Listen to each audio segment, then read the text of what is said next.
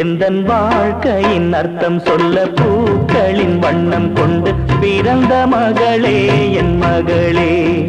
நான் வாழ்ந்தது கொஞ்சம் அந்த வாசத்தில் வந்துதித்து உயிரில் கலந்தா என் உயிரே. உன் பூவிழி குறுநகை அதில் ஆயிரம் கவிதையே. எந்தன் வாழ்க்கையின் அர்த்தம் சொல்ல பூக்களின் வண்ணம் கொண்டு பிறந்த மகளே என் மகளே. நான் வாழ்ந்தது கொஞ்சம் அந்த வாசத்தில் வந்துதித்து உயிரில் கலந்தா என் உயிரே.